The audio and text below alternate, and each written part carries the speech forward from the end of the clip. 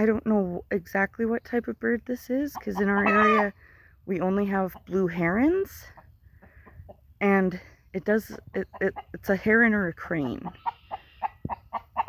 and it's upsetting the chicken.